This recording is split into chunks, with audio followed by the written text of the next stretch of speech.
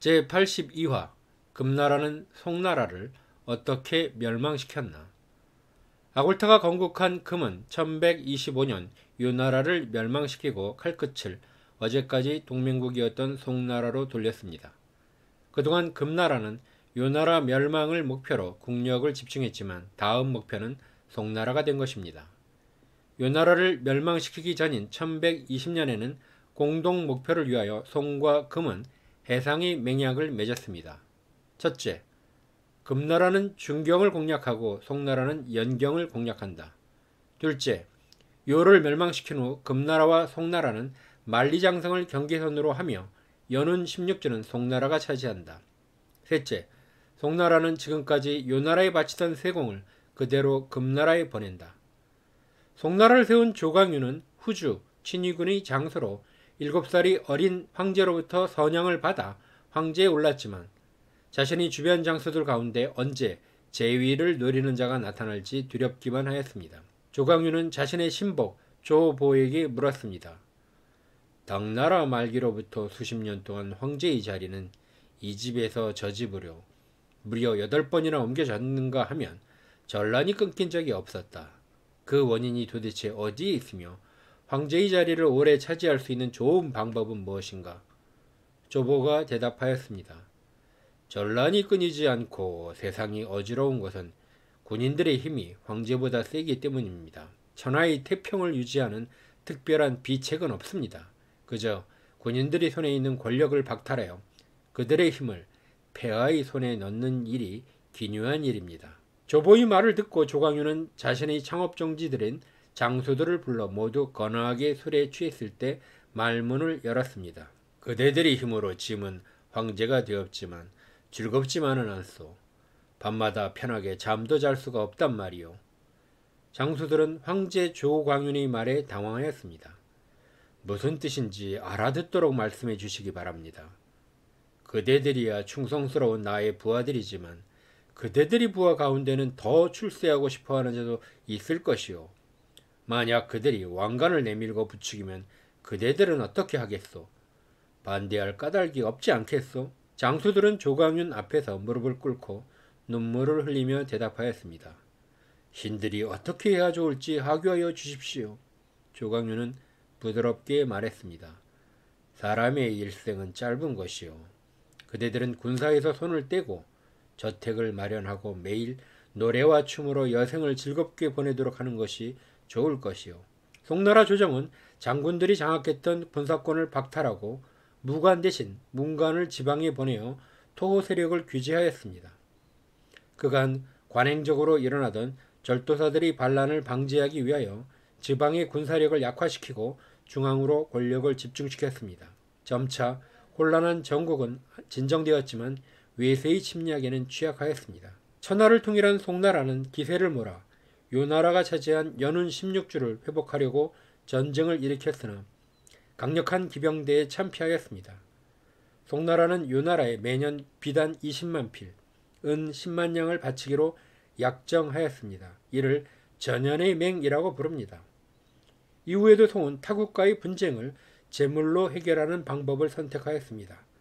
다시 요나라가 분쟁을 일으키자 인종 2년에는 기존의 세공에 비단 10만 필과 은 10만 냥을 추가하는 조건으로 강화를 맺었습니다. 서화와의 싸움에서도 형식적으로 서화가 송의 신하가 되는 조건이지만 송은 매년 비단 13만 필, 은 5만 냥, 차 2만 건을 보내는 조건으로 강화를 체결하였습니다. 막대한 세공과 군사비 지출로 국가의 재정이 흔들리게 되었습니다. 송나라는 해상의 명약에 따라 연경을 공략하려고 하였으나 목주에서 박납이 반란이 일어나자 요나라를 향하던 15만의 공격군을 부득이 반란 토벌에 투입하여야 했습니다. 당시 송 황제는 8대 휘종인데 그림에는 천재적 소질을 보였으나 정치에는 관심도 소질도 없었습니다. 한 도사의 말에 빠져서 흑산을 쌓아 올리고 큰 암석을 대훈화로 운반시켜 백성들로 하여금 정원을 꾸미게 하였습니다. 휘종이 총애하는 재상 채경과 우두머리 황관 동과는 황제의 뜻을 받들어 백성들을 착취하였습니다. 이들과 허위로 공적을 세웠다고 보고한 왕불, 황제의 향락자금을 모은 황관 양사성과 이언을 백성들은 육적으로 부르며 규탄하였습니다.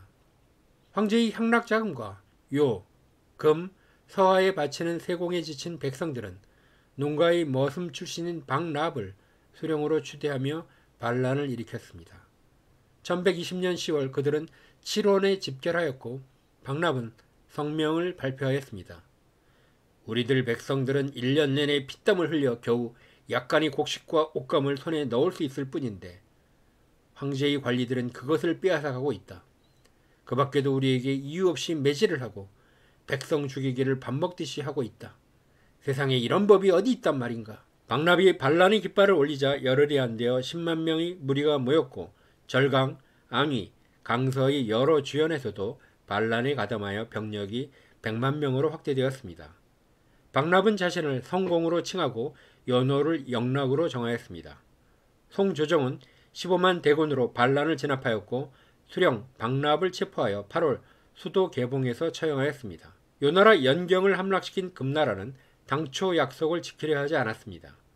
금나라 장수들은 연경을 자신들이 피와 땀으로 얻었다고 주장했고 백성들도 금나라 지배를 환영하였습니다.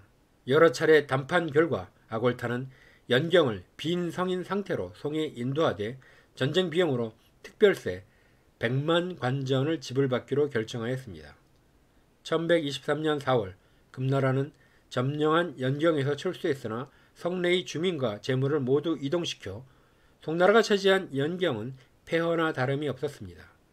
하지만 200년 만에 연경을 되찾은 송은 축제 분위기였고 금나라의 아골타는 연경에서 철수 도중 사망하자 동생 오골매가 자리를 이어받아 금태종이 되었습니다. 송나라 휘종은 정치에 무관심하였고 탐욕스러운 재상 채경과 황관, 동관에게 정치를 맡겼습니다. 송나라는 이제 기세등등해진 금나라를 무너뜨리기 위하여 기울어져가는 요나라와 은밀하게 연락하였으나 1125년 천조제가 금나라에 체포되면서 송나라가 보낸 극비 문서가 발견되자 분노한 금나라는 11월 파죽지세로 송의 수도 개봉을 향하여 진격하였습니다. 송의 휘종은 금나라가 설마 우리 도성을 공략해 올 줄은 꿈에도 생각지 못하였다면서 황태자에게 제위를 선양하고 나는 용덕궁으로 물러가겠다 라고 선언하였습니다. 휘종은 아들 흠정을 즉위시키고 자신은 채경, 동관 등 추종자들을 데리고 박주로 갔다가 다시 건강으로 탈출하였습니다. 뒷수습을 떠하는 흠정은 금나라에 강화를 요청하여 황금 500만 양, 백은 5천만 양, 비단 100만 필, 우마 1만 마리, 태월, 중산, 하간이 삼진 땅을 금에 바치고 금 황제를 100% 받든다는 굴욕적인 조건을 수락하였습니다.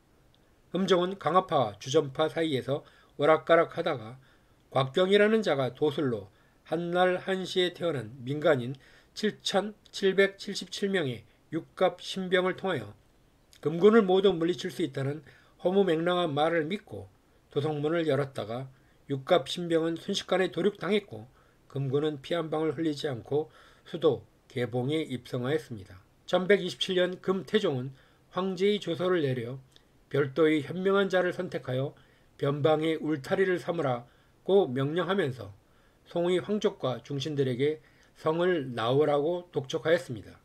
이후 금은 장방창을 새로운 나라 초의 허수아비 황제로 세우고 금능의 도읍을 정함으로써 송나라는 멸망하였습니다.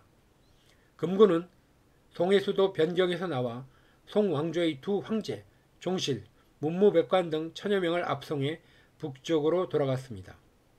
당시 금군은 변경성의 금과 은, 비단과 서적, 각종 보물과 황궁의 옥새, 의장용품과 감상용품 등을 모두 거두어 돌아간 것입니다. 송휘종과 흠종 등의 호송을 담당한 이는 금나라 장군 택리였습니다.